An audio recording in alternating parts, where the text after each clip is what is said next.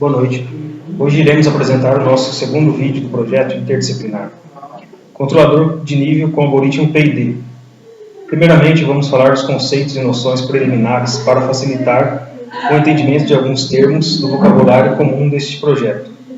Processo é um conjunto de atividades que objetivam atingir uma meta utilizada para criar, projetar, transformar, controlar, manter e usar produtos ou sistemas. Controle de processos é uma técnica de manter variáveis de um processo, como temperatura, nível e pressão, em valores pré-determinados a partir de um procedimento que calcula correções proporcionais a uma ou mais variáveis, que são medidas em tempo real por um determinado equipamento.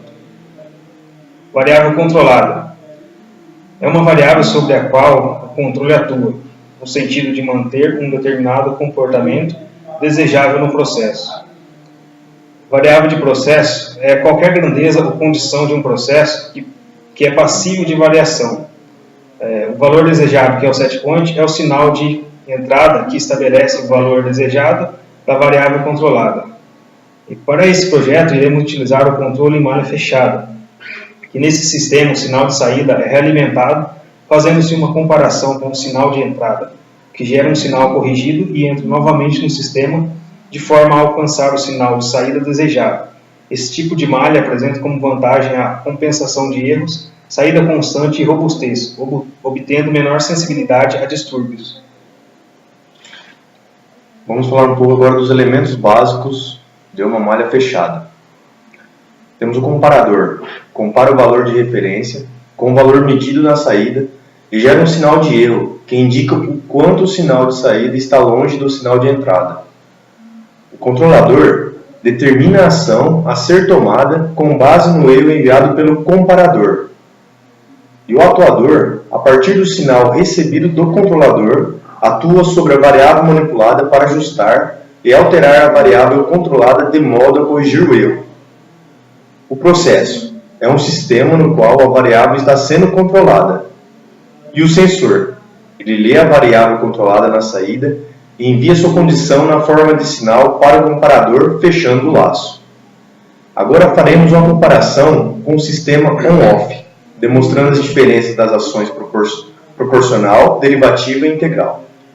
Um sistema de controle tipo liga-desliga possui um elemento de atuação com apenas duas posições, ou seja, o dispositivo fornece apenas dois valores na saída.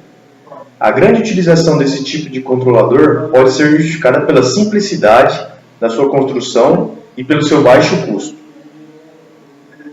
Primeiramente, a ação proporcional, que é o P. A ação proporcional de controle pode ser considerada uma evolução do modo de controle liga e desliga.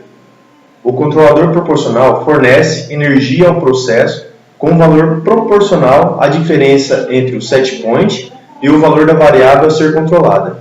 Em outras palavras, na presença de erro nulo, a grandeza a ser controlada estará estabilizada, não necessitando, portanto, de nenhuma atuação do controlador.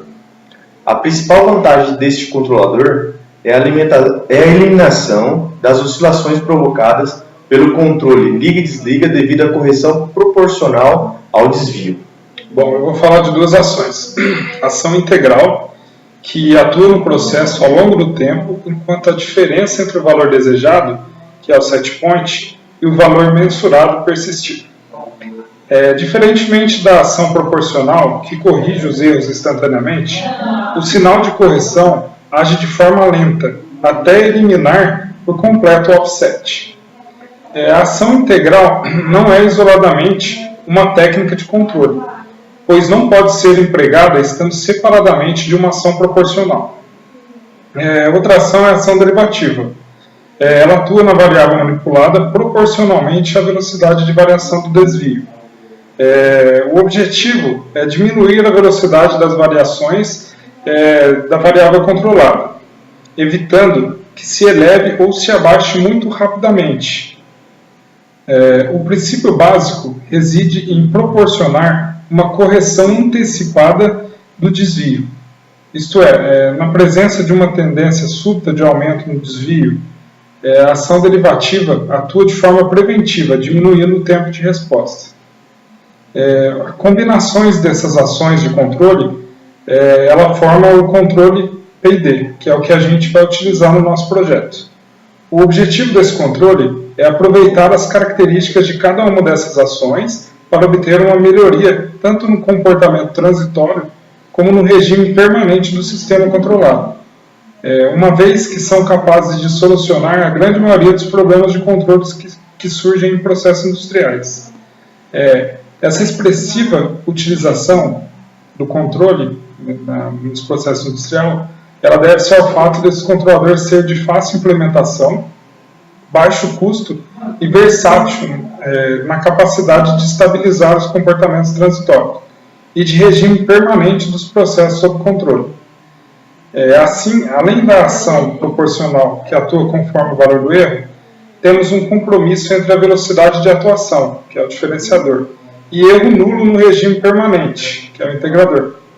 Em outras palavras, o controle P&D pode ser visto como uma ação que considera o presente, o passado e o futuro do erro levado em consideração.